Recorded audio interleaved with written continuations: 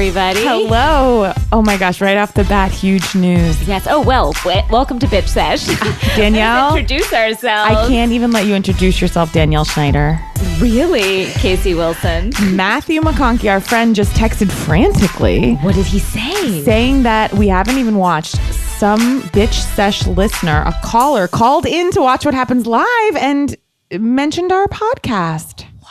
This is all unfolding in real time, so we're following this story. Let me process this before I move forward because this is huge. I know. This is like it's like we're real, like we became real, like the Velveteen Rabbit.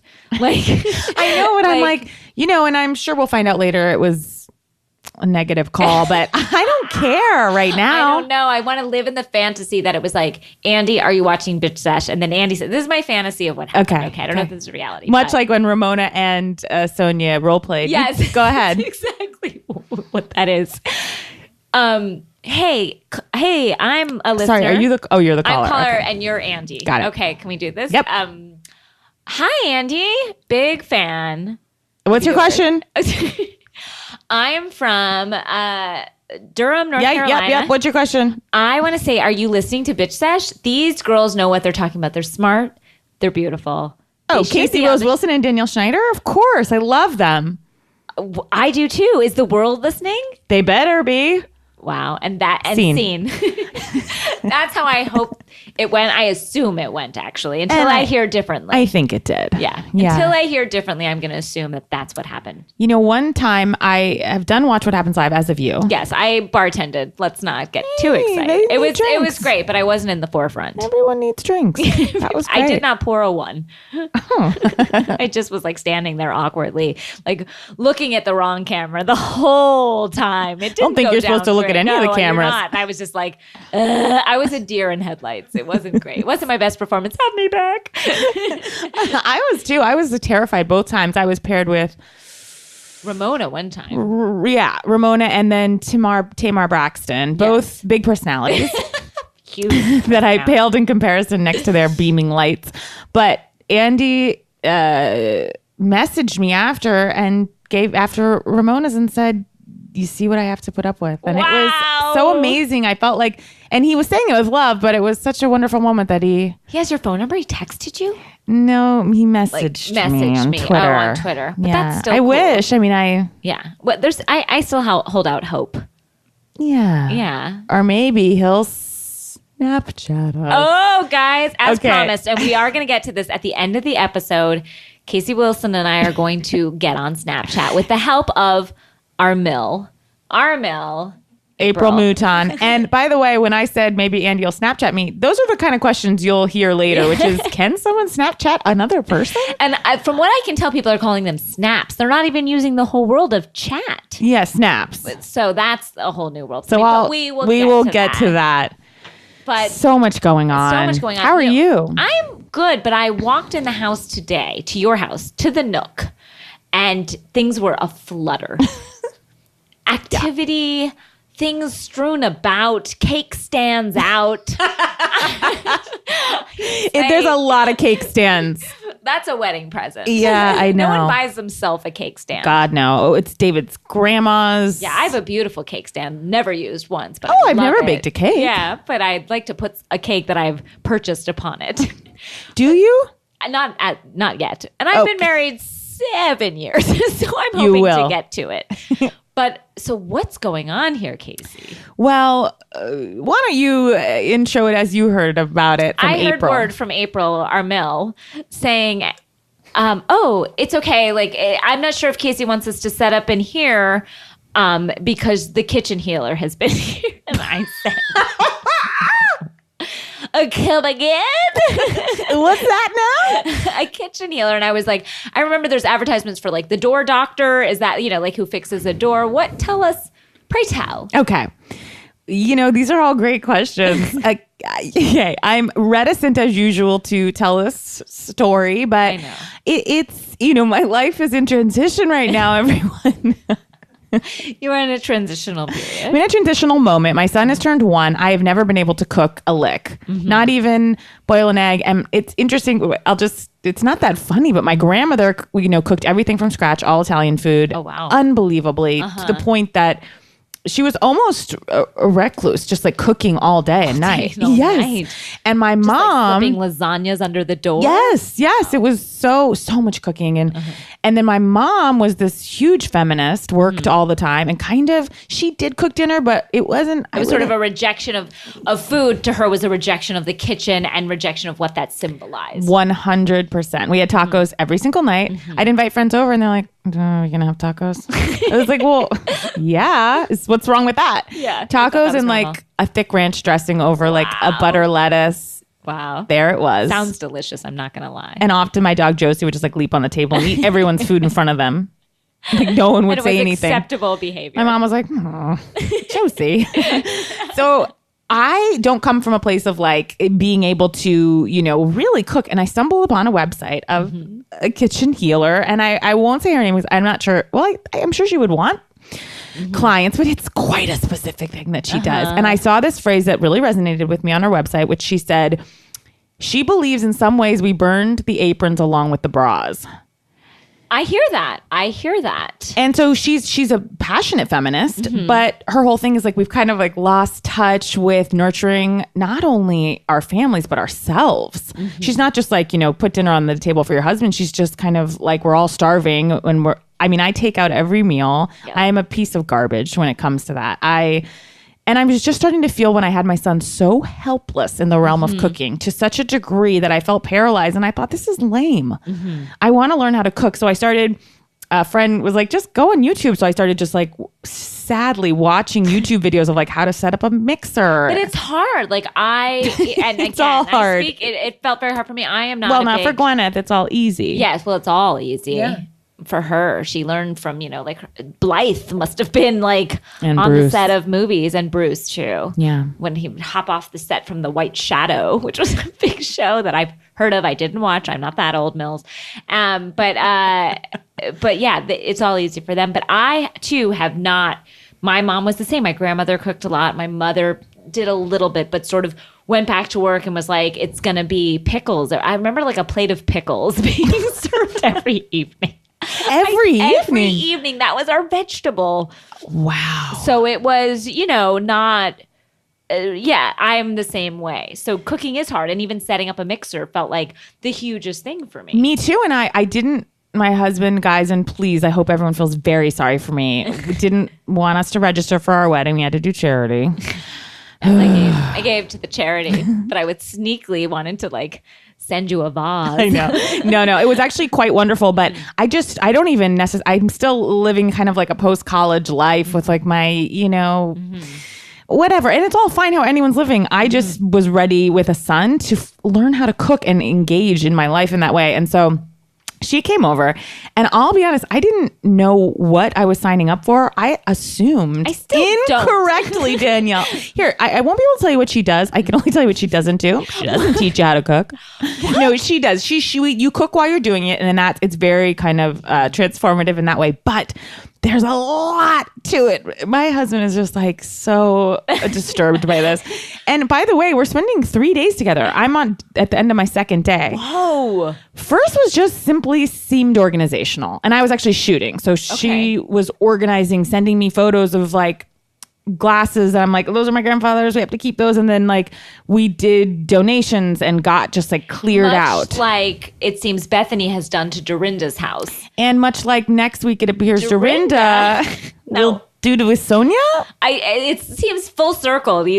Everyone going into each other's houses. And I posed this question to friends. Are people? Because I would love to find a friend who will just. Actually, I think June would definitely do this. June would come into all of our closets and tell us exactly what to do. Yeah, I want to like take her to a haircut and be like, I want her to walk through life with me. It seems like you're not stopping. I want to be shadowed by June, and I want to make her to make my decisions for me. I know. I wouldn't mind just sitting in a corner and watching how she does life. From morning, noon, and night. Yeah. I could get, like, if I could have a camera. Yeah. See what she has a Nest. We can ask her for the password. Anyway, so the kitchen healer, it's everything I keep saying like, oh, okay, this is what it is. She's like, not about that. And I'm like, okay. So I'll be like, tell her what my past. And she's like, okay, but that stops now. I'm like, okay. And then I'm like, so now we're cooking. She's like, no. we're having conversation. I'm like, okay. Are we ordering stuff? She's like, no. So I know. Here's your the thing. husband walked in tonight and the food healer has been here for 2 days. And you were like, sorry, there is no food in the house. So I'm still. That's correct. I have more questions than answers. I know. And me too. And you know what? All I can say is she says that she what's the word? She performs miracles in the kitchen. Now, is this like a miracle where it's like, but you'll have to just have faith and not see any actual result? Okay. I don't know. I know. Well, you get the answers It was tomorrow. expensive. No. I actually have been cooking, and she came for her first consult like 2 weeks ago, and I've been cooking up a storm since she left. Okay. So a miracle has occurred a bit. Okay. But my knowledge is so small that I'm just making the same little things she showed me over and over again. That's okay. But I do feel something shifted in here. But again, I don't know what or what. I do know. I feel like I'm selling her short. I don't know what she does. Maybe you can't articulate it. Maybe I can't you see feel it. Yeah. Again, like religion, Yeah, like, and my husband is defrosting Amy's light and lean lasagna. So I didn't succeed tonight. Well, you did. He did not. Yeah. He hasn't felt the effects of that success. Yeah. And, my son, I made a soup for the first time. Hey, I mean, I'm trying to, That's a huge deal. Is it? I've only made one soup. A chicken noodle matzo ball. That's everyone. I couldn't make one of those things. Chicken noodle soup. I've made a chicken noodle soup, which I could give you a recipe for, and it's quite easy. Yes. And I will throw this out. You know what? I'm going to throw this out to the listeners. If there's a recipe that you do find is easy and somewhat healthy and great or not healthy, I would love it. So you guys heard that here. Send Casey your recipes. And your prayers. I want none of them. Danielle doesn't want I'm going to be ordering out and heading to the In-N-Out. Yeah, so I mean, I know it's not that funny. I truly don't know what's going on in here. I do know I'm staring down the barrel of another day. Well, I can't wait to find out what happens. We're going to check back in, listeners, in a week and see if your kitchen has been healed. We've had a few skirmishes over things. Like, she didn't want me to have like disposal. I have a lot of like to-go cups, like everything, and I've set up my house like a restaurant. Like, I have like, what are those things called that you ramekins? Ramekins. Ramekins. Yes. Excuse me. Ramekins. They usually have like a ketchup. Yes. Or a coulis. I bought them when I was like first like young because I'm like, luxury, here I come. Yeah. And meanwhile, it just looks like we're in like a I've never had use for a ramekin. Who does at home? But I love that you're embracing it. So I have some really weird stuff that she's like, what? So anyway, I have a lot of to-go stuff, and she's like, I want to ground you. You need to have like, those ball jars, ball glasses. No. Again. Okay. I'm in the same place you are, maybe a little bit more. Okay. She wants nothing to be, she's into the composting and the whole thing. I was like, whoa. She wants you to compost? Right. So we got to back it up. I said, back it up, lady. No, that's tough. When you say broil, when you say roast, what the hell are you talking about? So we're getting places. Oh, we're roasting vegetables up a storm. Wow. But yet not one here left. No. But that's okay. Well, she told me I was starving and it wasn't about the food. So I ate a lot of them today. Well, but who cares if you stuff yourself on vegetables? That's like an amazing thing. I think so. But anyway, she wanted me to put things in ball jars like water. And she set up like a hydration station for me. Guys, I feel like this is really first world problems. And it absolutely is. But just please know I am taking joy in cooking and feeding my son. So it's a skill, a later in life skill. Yes. I'm trying to appropriate for myself. I have a feeling the hydration station might go away, but your ability to feed your son will not. I have been hospitalized twice for dehydration, and that's just a fact about me. What? I know. Okay, let's move on. Feed yourself some water, girl. I know. Okay, last thing about this ball jar really quick is that she's like, so, you can just take that to go. Like, you don't need a swell bottle or like a plastic cup. And I'm like, I'm not, and no offense if anyone does this, I'm the asshole that's got a ball jar to go. Do you know what I'm talking about? There are those vintage jars. There's one over there, Danielle, the blue, right by the. Oh, you mean what are they called again? Like a mason jar? Yes, a mason jar. Yeah, she wants you to take a mason jar everywhere. Yeah, like some twee Silver Lake bearded man. Like, I know. From you? And I said to her, and she goes, well, why? Why wouldn't you want to? And I said, and this took a lot of courage because she also told me to stop apologizing for everything. Which was hard. And I said, and I'm apologizing for the fact that I did this, that I'm telling you all about it. And I said, she goes, well, why? Why wouldn't you take this out? I go, because I make fun of people who have those. And it was a tough moment for us. And she had to like sit she with goes, that. oh. You were like, because I'm not an asshole. Did you say that? No. Well. I said, sorry. Save that for tomorrow. So that's what's going on in the kitchen. Well, I have answers and more questions, but I think that that's okay. Okay. Great. Now, let's move on. Okay. To some serious stuff that went down this week on one of our favorite shows. Guys. Ba-ba-doo. Guys, it's easy. The birds and the bees and the 1, 2, 3s. He's got money. He's on magazines. Mm-hmm. He's got more honeys than any honeybees, which I love that they show Cameron over that image. Yes. That was, well, she does. She's our favorite. She's got more honey than any honeybee. Yeah. I think that that's a true statement. Yeah. Said over her. That makes total sense. I have a crush on Cameron. Oh, me too. And we've said that on the podcast. Who amongst us doesn't? But this week's episode, just more and more. Insanity. Catherine has Lady Macbeth, who wore a red cape this week. Why did she try to dress so old? Because she doesn't know anything. I feel like she's looking at Patricia and saying, like, I need to kind of try to look like that older woman who doesn't like me. Catherine is a strange bird. And like when she said this week, and yes, I know it was the end of the episode, when she said like, sorry, Danielle. In the background, my husband is carrying with him after the kitchen healer a lasagna, defrosted lasagna, Parmesan cheese craft thing, and then just got a fudge pop out of the freezer. It's like none of that is real food. This house has been healed. You know, when like Poltergeist, she goes in, healed. Consider you healed. When she comes in after she's like cleared all the ghosts and Carol Ann has like come out and been spit out by the ceiling and they've like gone to the bowels of hell and come back in one piece. And she's like, this house has been healed. Like that's what has happened. Like, is that the person who has come to heal your house? Yes.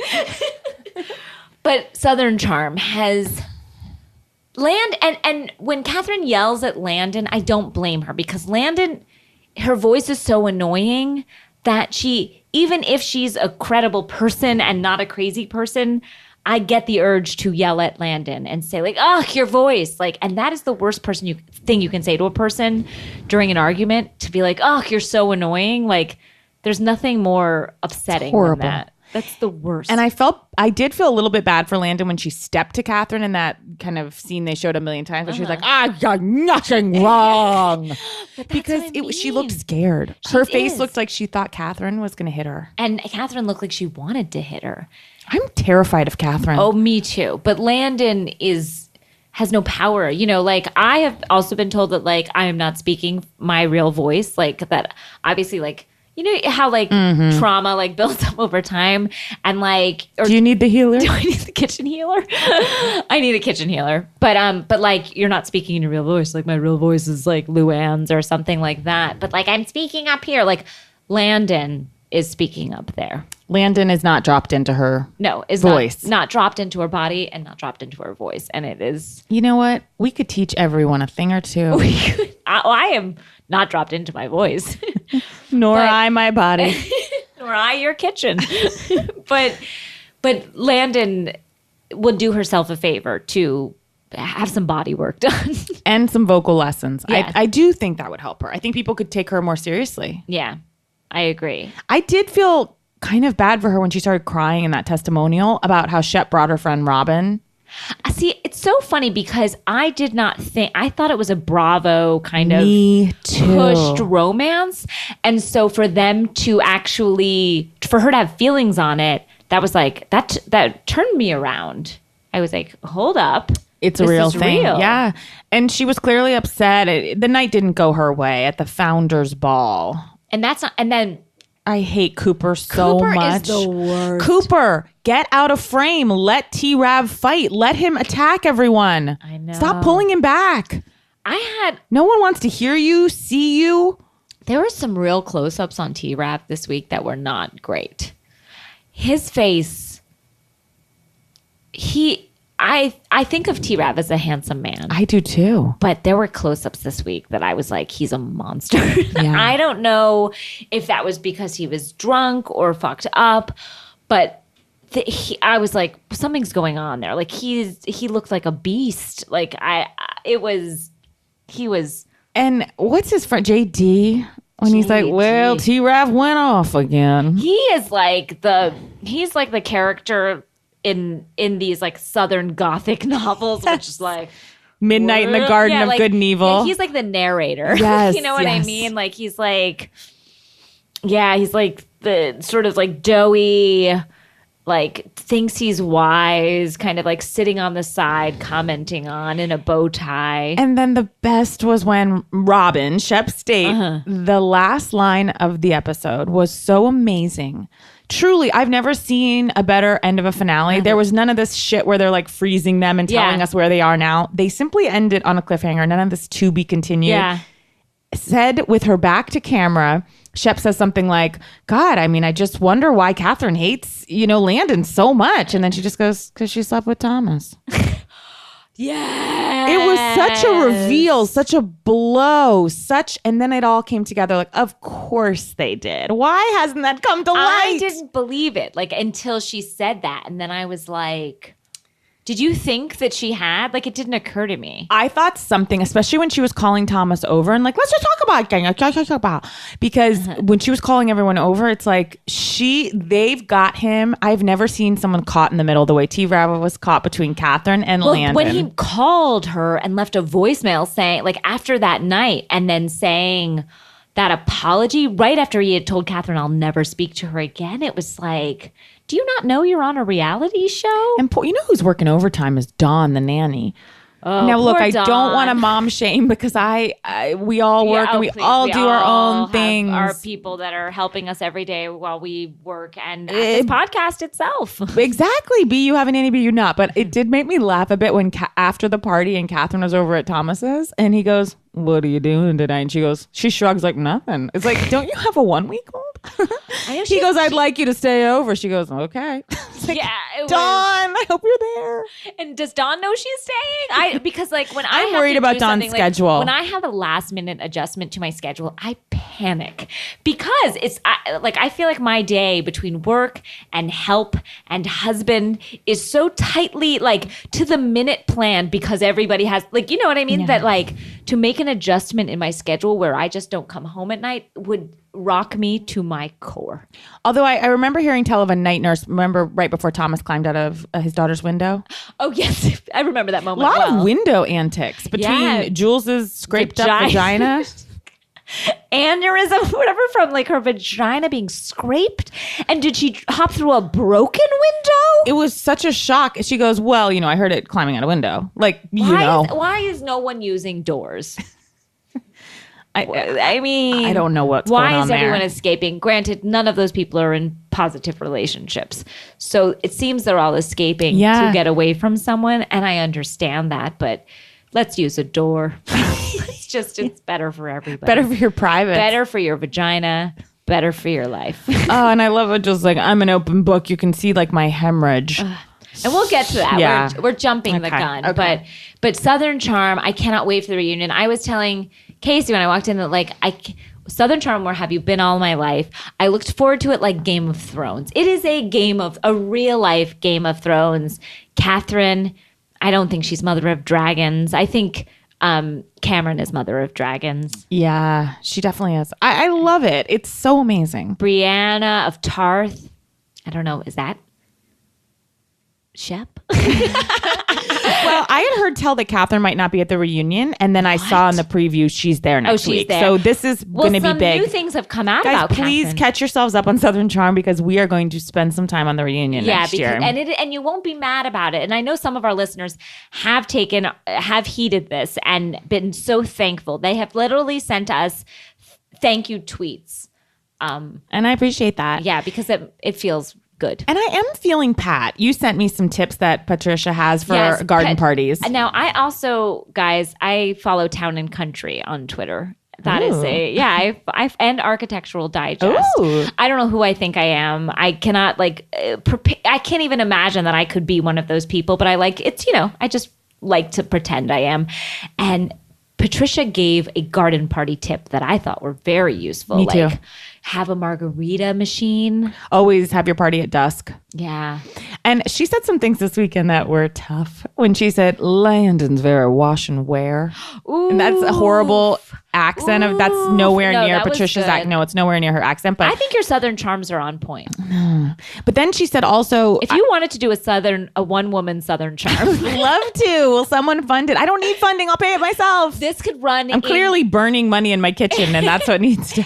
I feel like it could run in like a tandem with Dorinda's daughter. Like it could run and Luann's niece. In repertory and Luann's niece. And I like when Patricia said, I know how to get men to marry me. Oh, I was like, yes, you do. Is that why she invited Landon over? Because that was a sad scene too, of Landon coming over to get dressed at Patricia's house. Like, why is she taking her under her wing in such a way? Landon's not worth it. I am worth it. Oh, I do think I don't know. I felt that was a little bit contrived on the part of the show, but at the same time, and also nothing's more contrived than Cooper and Catherine's relationship. That is like thrown together. Again, I know we've mentioned it. How old is Cooper? 65? Talk about tough close-ups. Yeah. That ginger hair. Yeah, and he's always like, Catherine. Oh, and the best was when he was yelling. Did we talk about this last week when he was yelling to T-Rav? He was like, you're a Ravenel. Yeah. You're a Ravenel. I'm like, what is this? Is not Gone with the Wind. The only one that cares about that is him, though. Like, nobody gives a shit about Nobody gives a shit about the Founders Ball. Also, it was really tough. And Catherine lives in, I think, a beautiful house. But Thomas lives in a manse. Yeah. And so to send his baby mama, who has both kids living there all the time, into a house where he strolls around this castle by himself is real weird. So weird. It's so I don't care if you don't have the money to set her up with a big house, but then don't set yourself up. Although I do think her house is cute. I do too. I know. And I love it. And I'm not saying there's anything. I'm saying that he is in a mansion, an empty mansion, and she is in a small, cute house with two kids. He shares something with Heather Dubrow, which I just have to point out. Yeah. Decorating your house is not a job. No. It's not. It's a hobby, but no one wants to hear you complain about it. No. It's like, I'm so busy decorating. And again, and that's why at least I knew, no, it's not going to fall great on anyone that I'm like, working with a kitchen healer. You're not it's saying like, that shut the fuck up. You're not saying that that's your job. You're saying that I have a kitchen healer because I don't. I know. I don't even want to say I have one. I'm working with someone for 3 days to try to get some cooking lessons. But it's just like, constant talk about what they're doing with their home. And it's like, but you took that on and that's for you. No one's sitting here feeling so sorry for you. No. I agree. And we'll get into that. And last thing I just want to bring up is Craig. That scene when he quit, he is such... And I hate to say this word about people. It's a really nasty word. He's a loser. Yes, I've been trying to tell you that. I know. And, last week I forgot. I thought I was telling you this. No, I have been on Team Shep. Danielle. Last week you learned some hard lessons with Michael. From Michael and Jules. Yeah. And I am worried about some decisions you've made in the reality TV world because you're betting on the wrong horses. Okay. And Casey is taking this in. You're betting on the wrong horses. Craig is not the horse. Shep is the horse to bet on. You're right. You're right. That's all there is to it. And I know it's tough to hear. And if you guys saw Casey's face when I said that, you would know that it hit her hard. It did. It really did. I saw it hit her. And I don't like to say this stuff on air, but Craig has always been a loser. Even before you knew it, he was a loser. Should we talk about Orange County? Yeah.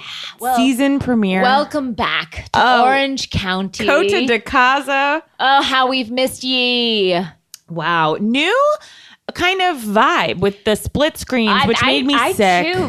New editors. It felt like a I feel like the editors want to make their presence known. And what I have to say to the editors is stay quiet. Yeah, pipe down. I do like when they do their comedy bits, sometimes, but I like when they do stuff with music and let us know what to look at. Yes, but I don't like when they get creative and think that they're doing like the opening of Working Girl or whatever. You know what I mean? Like it just felt like it made me kind of nauseous to watch all the like frames, the split screens, and then there was like feel like our show. No, and it felt like they were doing this new slick kind of sound like my grandma. They were doing some real slick camera moves, but they're kind of trying to make it like a Keeping Up with the Kardashians, where like we're zooming in, and what are we zooming in on? Just like a drab office building in Orange County. Yeah, I just kind of felt like, calm down, guys. Calm down.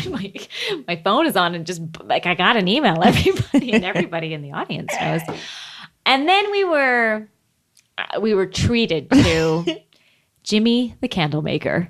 Now, that was a shock. Jimmy? Is it Edmonds? Yes, Jimmy Edmonds, the worst man in the world. Earth. He is the worst. I vote him almost number one worst house husband ever. I concur.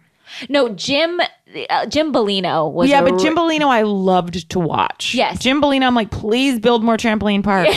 I still want to go there. I do too. I believe I would have a good time. And I believe Jim, if you were at a dinner party with him, no, you wouldn't like him. Just hear me out. He's reacting to my face. Yeah, you wouldn't like him. But I don't know. Maybe you could have a laugh. Like he's watchable. Why? Yes, watchable. Where Jimmy is the most miserable, condescending. He's misogynistic. He speaks in grunts. He's so rude to his wife. It's disgusting. He is. When she was talking about IVF and he was talking about candle making and barcodes, that was tough to watch.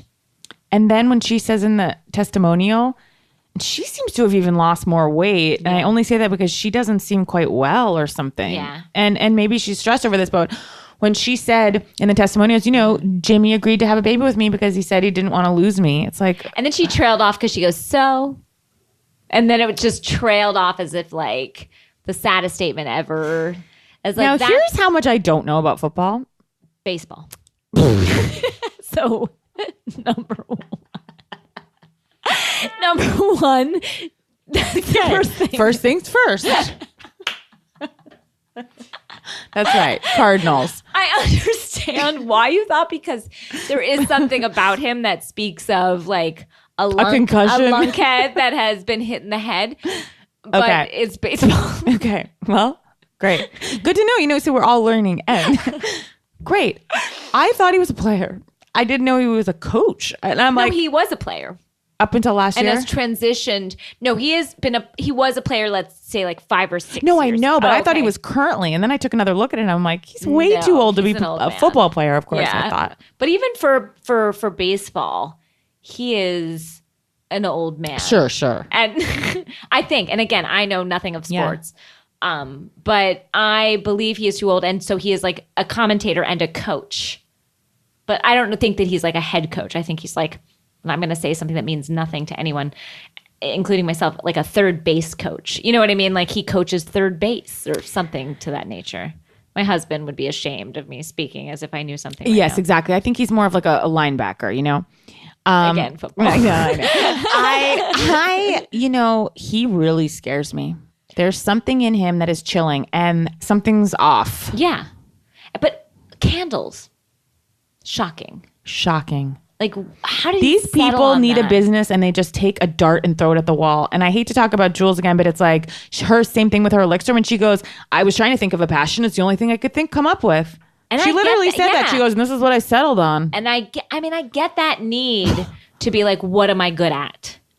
But when you say candles, that's not where I thought Jim was going. No. And that home that she decorated. Oh my God. It reminds me of, we recently we were looking for houses and you know, they're staged. A lot of houses that you walk into and you can feel the staging, you can feel the kind of like, oh, no one's really lived here. Like this is just to kind of look at houses when you're renting. I thought you were going to say it looked like the house where they store all the staging materials because that's how overrun it was with items. It looked like there are so many items in the background that your eye falls upon. Did you ever see LA Story? Yes, but it's been a while and I don't think I completed all of it. Mills, I'm sure you've seen this one, but where Mariel Hemingway is she says that her trick for fashion, she's like playing Steve Martin's wife. She says, I look in the mirror and then I turn around really quick. And whenever it catches my eye, I take one thing off.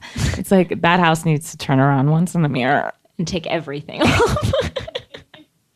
Yeah, that was a hard house to look at. She looked softer this time, though. I think I like her new hair. Like, she came in to that boat party looking kind of soft, and I appreciated that. Like, I thought like her hair looked better. I love when they entered Heather, and I actually kind of came back around with Heather this episode. Yeah. But I like when they entered, she's with her daughter at the table, and I thought she was like applauding her homework or something, and she was like, oh my God, you know how to make a hostess gift. Yes. Like, that was tough. Also, Vicky still thinks Brooks has cancer. Do you think she really believes that? I don't think she thinks he has cancer. I think she wishes she supported him not having cancer, but lying about it so that she could keep a man.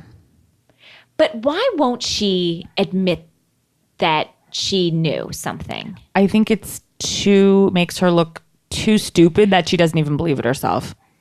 But I think she knew. I think she was in on it. I have changed my thoughts on that. Wow. Because I used to think I just can't imagine anyone being in on that for real. There's too many lies that she told. You don't lie unless you're in on something. Okay, here's the thing. I believe she was deeply confused about it, but I feel like she was so into him that she kind of let herself be completely... But why would you lie? Like, I understand, like, lying and saying we talked to Heather and Terry and we had to call him because she didn't have answers. She didn't have the answers. It's like, why? You would say to yourself, why haven't I gone to the doctor? Why haven't I this? But she felt like, this is just a theory. Did she feel like, God, I should feel really stupid that my boyfriend's not letting me go to the chemo treatments. Like, I wonder if she turned it around on herself in a way. But like lying about the binder and there wasn't even a binder, like that's where I started to go, you know what? Like, because I could get lying to yourself and then using it to lie to everybody. So you're going like, oh, I'm not really sure, but I know that he's been doing that. Like, you'd still have the truths that you know, not more lies that you started making up yourself, right? Again, I've never lied about someone I know having cancer. So again, it's all up in the air. I am truly, just from a moral standpoint, I cannot imagine a world in which someone would be complicit, and on national television, no less, even if you're that terrible of a person that you would adjust your behavior for cameras, that you I think she thought they were going to get away with it. You think they actually had a lucid conversation of like, I'm going to lie, I have cancer? Or you think she stumbled into finding out that she stumbled into finding out. And then do you think they ever trusted each other enough for him to say, you're right, I don't? No, I don't think it was said. I think it was understood. That's what I think. I don't think he ever told her. No, but I think she couldn't knew. Give up the ghost that by admitting that he had lied, by admitting that she lied. To me, what that admits is like, we weren't in love. Everything's fake. He never loved me. He's on here for TV. It unravels such a huge ball. I think that she wanted people to like him. And I think I know everything you're saying is making sense. I'm just from a gut level, like, I'm like, how could that happen? Because I think she might be a bit of a sociopath. And I think she is, and I think she is so selfish. Look at the way that the horrible things he said to her daughter.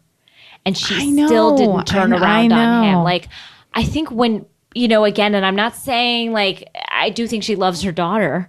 I think she loves her very much, but I think it still comes down to Vicky. And I think she's, sociopath is a big word, and maybe she's not that. Vicky and Ramona have so much in common. I think Ramona wouldn't have gone that far.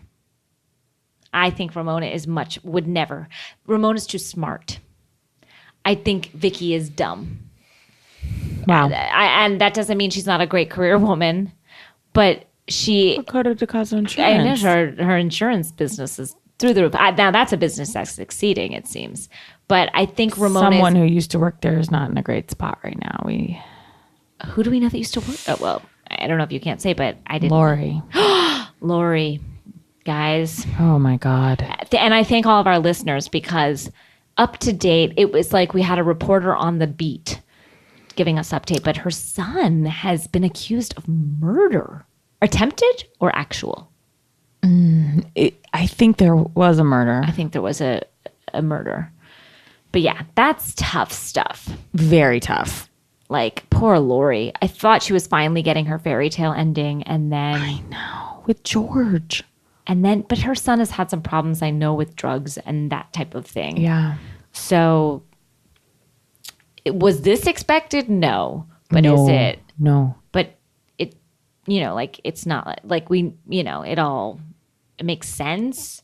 God, these kids, like, I do wonder if this, do you think well, I'm not going to ask the most cliched question, but yeah, I mean, look at all them, but all these people, all their marriages fall apart. But then you say like Jules's marriage was what it was before she went on this show. Right. But Orange County, that boat thing at the end was, I thought, kind of a snooze. Total snooze. And then we have our new girl, Kelly Sarah. What's her name?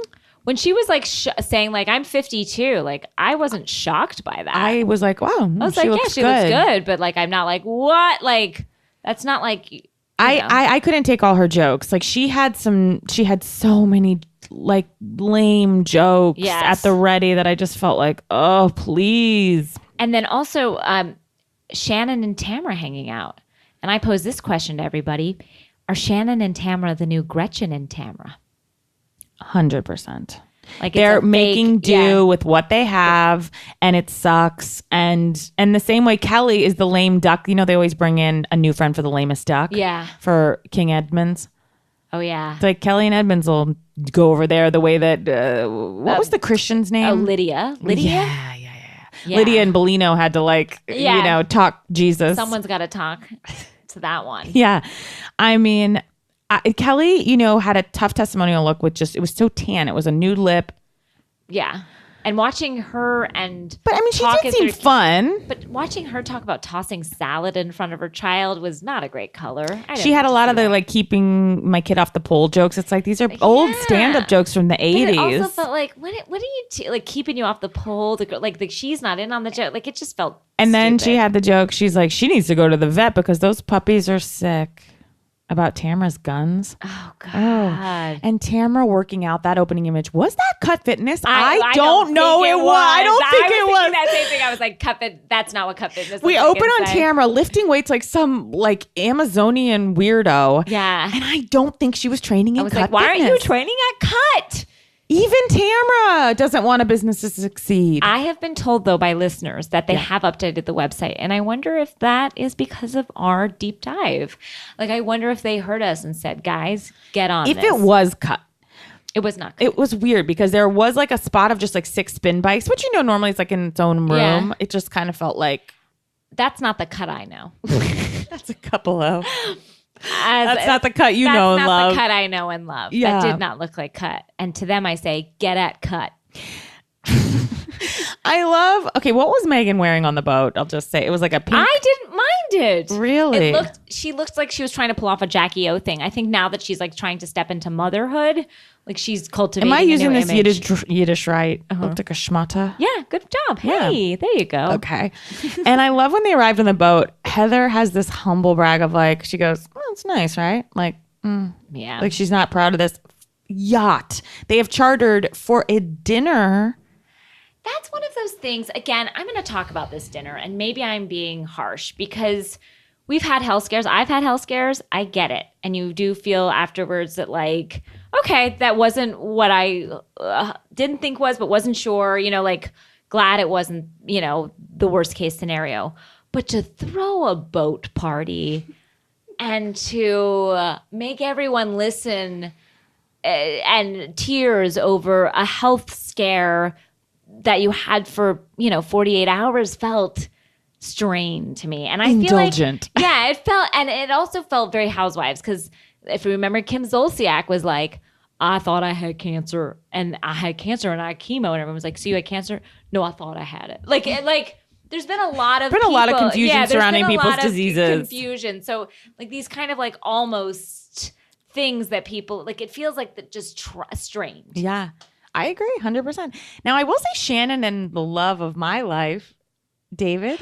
Their relationship, I am crackling. I am loving. I feel heat. I feel passion. I literally wrote, I'm loving the new David Bedour. Yes, he's got light behind the eyes. There's energy. Jokes. They're good together. She seems more relaxed. I feel like they are doing it.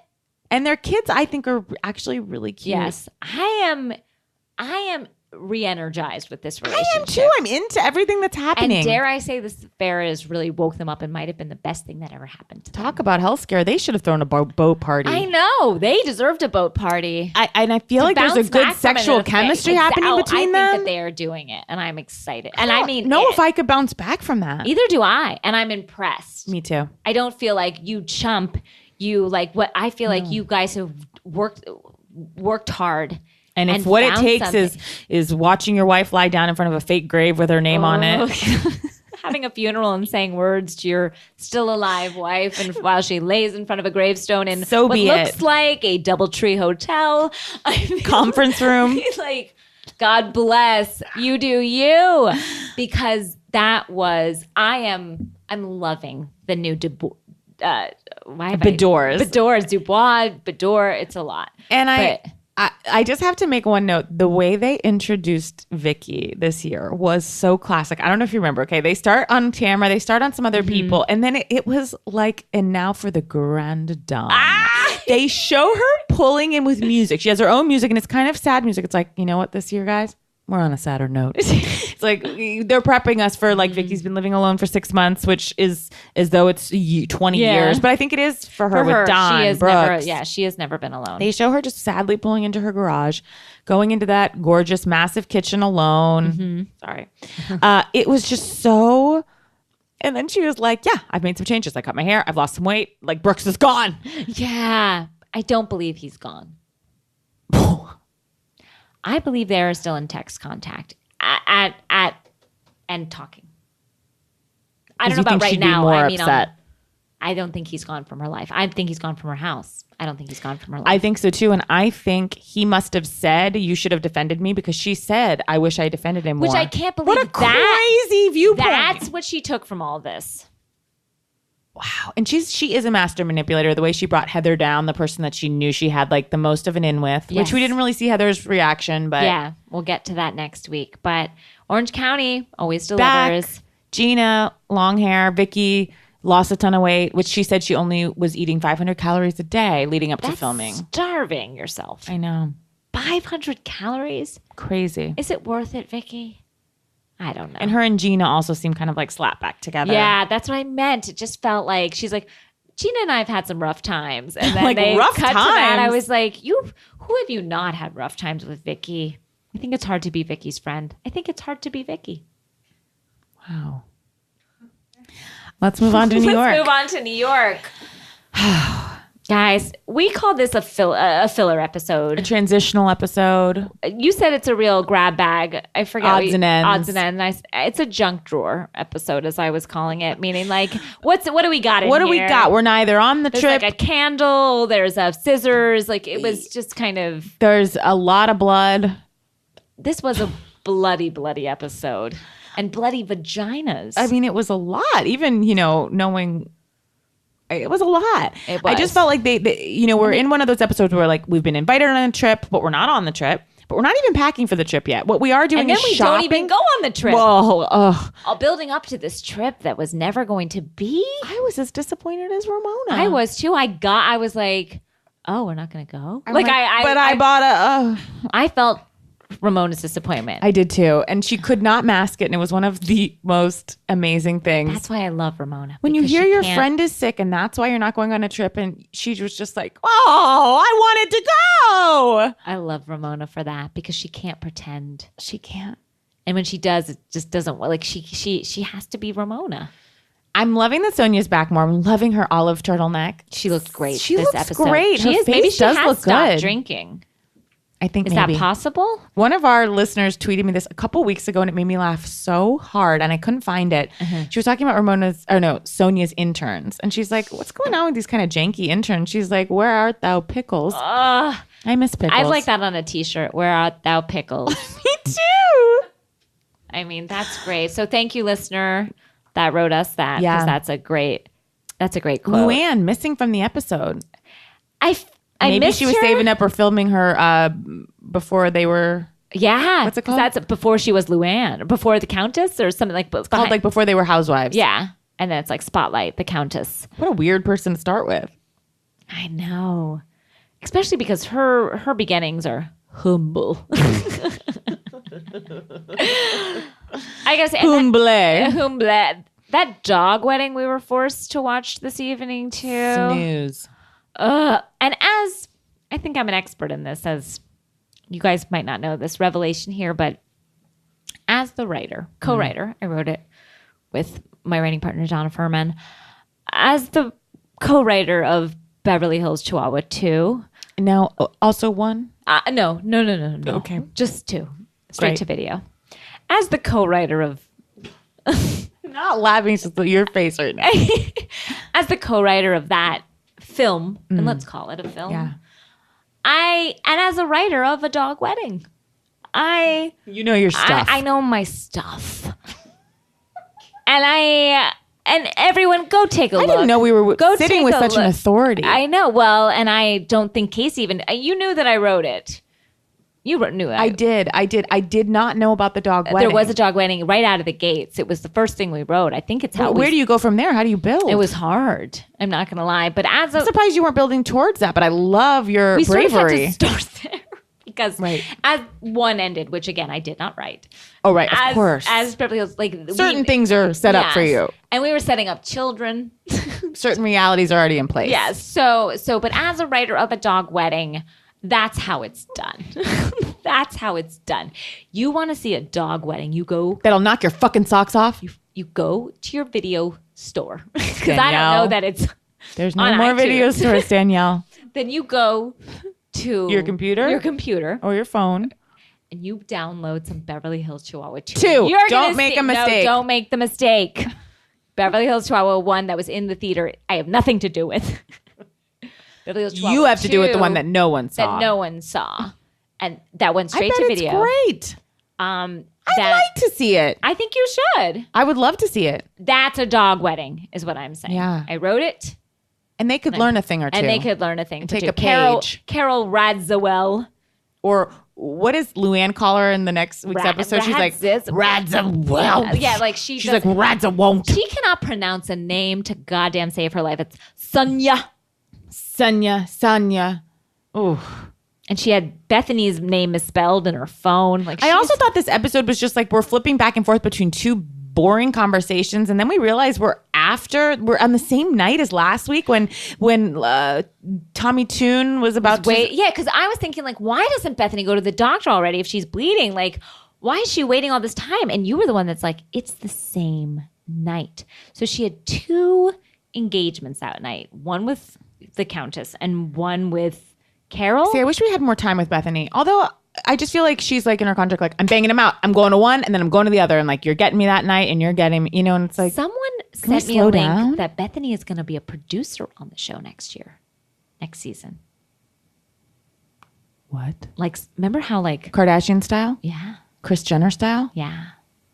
Sarah Jessica Parker? LA style? Yeah. Oh, they are producers on it? Yeah. Executives. I did not know that. Exec producers, which we all know. Wow. Well, Bethany is supposedly... Okay, that's going to set people aflame to think that that's like, But then everyone's going to start demanding it, and then I worry for the franchise. But I don't know that anyone else can demand that. Wow. So, everybody... Well, I'm bummed about the trip, but maybe after Bethany's surgery, they go somewhere. And let's talk about Jules's vagina. What was happening? Now, we've also seen police. Okay, so there was a police report with Jules and Michael that came out the day after we taped last week, in which police were called to the house, and a cop, this was unbelievable, was holding on to a clipboard of notes. I guess someone had called the police from Jules's house, and it said, like, fearing for my life. And the paparazzi zoomed in on it. So that's what we know. It was Jules fearing for her life, but then it came out. A report came out that years ago, I guess, they keep calling Michael, unfortunately, in all like press about him, the diminutive.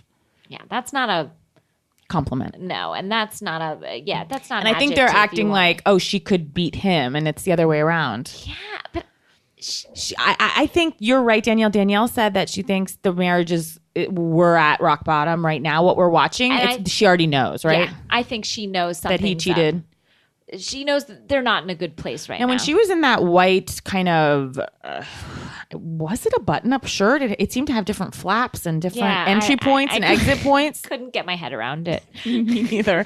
When they kept hawking Priv or whatever the hell that is. That? I'm like, you guys couch this a little bit better. I know, it was right. It was bold. Bold, but she did not look well. No, I think that she looked so pale, but then we come to find out her vagina was cut on a windowsill, so maybe that was the issue. That was why she looked like blood no out. blood in her body. Because we at first thought we were like, oh God, this is not good. And then she told us of the vaginal bleed out. But I mean, 2 vaginal bleed outs in one episode. What are the chances? What are the odds? And one of them, like just a rip of a window. Rip. I'm confused. Like, well, I guess it caused something very internal, but plastic surgeons being called in? This must have been some rip. A catheter. I mean, she's tall, so maybe when she swung a leg over. But what? She landed down hard. That much we know. I just need to get my head around what happened. You won't. I won't. I have to guess. Guessing is so much worse. I feel like she was trying to climb out on the fire escape for one of her ciggies. Oh. In a moment of like crazy moment. Oh, and when Michael was like, I feel like my wife cheated on me. Like, do you think that was in the episode before this cheating scandal came out? Because the timing is so perfect. Or was Bravo like on the cutting room floor, like searching through old Great question. And trying to utilize this?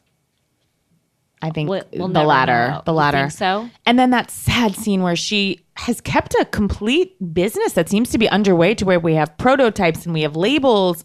Her grandmother's business that she hasn't told her husband about. And then in testimonial, she goes, I just want him to think I'm smart. And it was basically the saddest testimonial. That was a rough testimony. I feel for Jules. I feel for her in a way that I have not felt for a lot of the housewives. Always putting a spread out. Oh, always. Always. We didn't get to see it this time, but which she won't have a bite of. You know. That's tough. Well, shall we snap? Guys. If you're a mill, feel free to please just stop the podcast now. Because we, as promised. Or if you're Generation Z. Generation Z. I mean, you're probably not even listening. I know. You listen to things, they're in your head. Like you already have it figured out. I mean, we'll just do a quick segment. Danielle and I have both set up Snapchat accounts. Yes, we have. It was confusing. I had the help. Oh. What, do you have a snap? No, I have not snapped. Mine says a friend added you. Ooh, Maybe that's you. Exciting. I don't think I added you, but I would not know. We've had some mill consultations to help us even just set it up. Oh, was your manager? Did she snap you? My manager. Your manager's on Snapchat and you're not? Well, she didn't snap me. Let's talk about that. Is that a proper thing to say? Now, we're looking to April, who's going to probably come on real briefly and answer some of our questions. April, who's a beautiful mill. And then Amy Shaughnessy, who is assistant to our friends Jessica St. Clair and Lennon Parham. She helped guide me through some chat. Let's hear from her. Snapping. And she had some interesting things to say. She said, Snapchat is slowly becoming the way I get most of my pop culture news. The great thing about Snapchat is that it doesn't take up any room on your phone because the photos, videos disappear right after watching them. So they're just gone with the wind. First of all, news? There's a Daily Mail snap. See, look, your face is already in Snap. Okay, I made my faces all like, oh yeah, why you? So it's all weird when you look at it. Uh-huh. And I did see Daily Mail snap, but I'm confused as could be. Now, how do I... Do the articles disappear? I don't know. Is there like a site you can go and read the snaps? Now, can I snap you, but no one else? Yes, April's saying yes. Is that the whole premise of it, April? She's saying she guesses. So if I want to post a snap, how come I can't? Where do I find other people's snaps? So like everyone's telling me our dear friend Gil Ozeri, for instance. Yes, he has a great snap, supposedly. An amazing Snapchat. I've seen some of them, but I can't really access them, right? Because they're gone. He posts his to other social medias, which I think takes away from the joy of Snapchat. Unpopular opinion, but I don't like that he does that. Wow.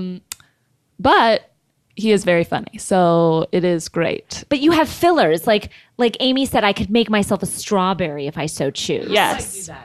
So here you see, this means I'm going through, I have a message. Someone sent me a personal snap. So you click on that. These are unwatched personal snaps. Yeah. So Joel Jensen, my boyfriend sent me one. Hey, Joel. Can you hear us when we're snapping? He's snapping air conditioning. They got a new air got an AC. conditioning. And you can put little emojis over the snap to have he put clapping emoji.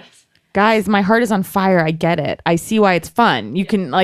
I see why it's fun to send a personal thing that's to my husband of look at this. But can't you, and again, question, can't you just do that with Instagram? Well, that's particularly just a visual medium of one photo typically, right? But you can you could do a video. Videos on Instagram. But it doesn't go away. Snaps go away. So you want it to go away. You want it to be temporary. So is this all dick pics and the like? That's what I'm thinking. If I'm 14 and I don't want my mom to know I'm sending. And can't someone take a screen grab? If someone screen grabs it, it will tell you. It will be a green triangle snap. But then you're just shit out of luck if you sent someone your regime. But guys, this would make Contact them and say delete what you just snapped. But nobody's listening to that. So that to me is kind of bogus. Well, why would you send it to someone who you don't trust, Well, who do we trust? That changes every day. Hold on. You gotta. Mia showed me as well. She says Kim Kardashian is in charge of driving that, according to Amy. I also face swapped with Amy with Amy Shaughnessy, and she has the most beautiful face. That it was disappointing that's the face that I wanted. Should we try Danielle to do 2 dogs? Yeah, real let's quick. do 2 dogs, guys, and then it took me to my contacts. Are we snapping? I need those dogs back. I need a filter. Oh, there's your face. So you Dogs back. I want the dog. I don't want Daniela's that. Ooh, that one's good. April, do the flowers. Sorry, guys. that'll take a picture. You look good, Danielle. I've never looked better. And now what, April? Now anybody can see my story, and it'll be up for 24 hours. Guys, there is going to be a murder on Snap, and it's going to be you have 7 seconds, and then it just goes away. So everybody's going to see it, and then they have to find out who the murderer is. This is an amazing movie. Danielle, you look great. That's our story. I think it's done something. I want to let me look at it for a while. Because you only have 3 seconds. And anyone who wants to join you, what is your Snapchat name, Casey? I am simply Casey Rose Wilson. I can never find my name, so I tried a million different names. And you want to know what my name is? What? I don't know. I forget it. This is unbelievable. My name is Danielle by Eileen. Oh, this is scary, April. April's putting some weird ass shit on me. Guys, I'm Danielle by Eileen. You are Casey Rose Wilson or Casey Wilson? I'm Casey Rose Wilson. Uh-huh. Now I'm getting into this is like a. I What are you won't doing say. now? I won't say. No. It's upsetting. No. Wow. Wow. Guys, Snapchat is a whole world. We should face swap too. Okay, with each even though other. it's upsetting. I mean, I'm sorry. This is probably so boring to listen to. We're just trying to figure it out. Everyone, you could turn it off. That we were trying to figure out Snapchat. It's not our fault. It's your fault if you stayed. Yeah. But guys, it's a new world, and we're gonna try and become Not commit murder on it. Oh, Yeah. That too. Are you gonna commit murder? No. But Snapchat. So snap us. Snap us. Is that how you say it? Snap us.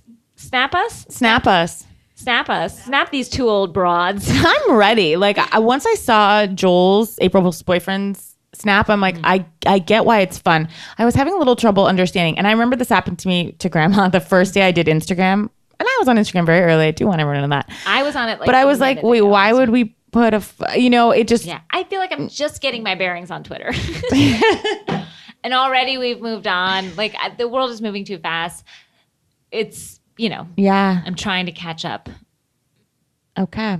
I mean, this has been kind of a junk drawer episode It has of ours. This has been a junk drawer, much like the Real Housewives of New York this week. Oh, we didn't have a guest either. We didn't have a guest. We are both bleeding out of our... We are both bleeding out of our vaginas randomly from also stepping through a window. I did love seeing Dorinda and Bethany in that Home Goods. It warmed my heart. Oh, Casey, I'd also like to talk about two things today. One, you have written a beautiful piece on Lenny Letter. I did. And I hope everyone reads it because it's amazing. It's a personal piece, but it's funny. It's smart. Yes, it came out this week and it is about anger, my anger problem. Your anger problem. But so I hope everybody reads that because Thanks, it's Danielle. lovely. And then, guys, we have some exciting news. Very big news. And The date is we are going to do a live Bitch Sesh show, guys. in Los Angeles at Largo Theater. And the date of it is going to be Wednesday, July 27th at 8 o'clock p.m. Get to town. Come. We're going to have some great special guests. We're going to Clips. We're going to chat. We're going to take your questions. It's going to be very interactive. So we're really excited. I don't know if it's up on the website yet, but it's going to be. Yeah, again, I'm not I think you can start buying tickets hopefully by the end of this week. But it's 8 p.m. Largo on July 27th. That's a Wednesday Grab a cocktail, evening. come out. We're excited to try a live format. Yeah, and I would love to meet some of you guys. We've had such great interactions over Twitter and Instagram. You guys have been amazing. We're going to hopefully have some of you guys talk and ask questions. And it's really a town hall. Yeah.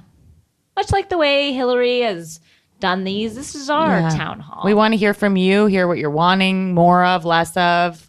And so we're really excited. Really excited. Largo, July 27th. And Lenny Letter. Do it. Thanks, guys. Night, guys. Bye. On Rana and Beverly, we like to ask our guests the tough questions. How old were you when your parents got divorced? His brothers raised him. Like 9. Did you see them date other people? Did you walk in on them with other people? I never walked in. Thank God. Are they remarried, each of them? No. Can I ask you a question? Were your breasts and her breasts the same size? When you saw a woman of that age without her clothes on, did you think, that's not as bad as I thought it was going to be? I was only impressed. I didn't know there were any black people in Colorado. Is that true? Yeah, it's a decent amount. Can you imagine the muscle on muscle in the bedroom for the two of them? Like very acrobatic. Okay. Listen to Rana and Beverly today on Earwolf.com, Howl, or your favorite podcast app.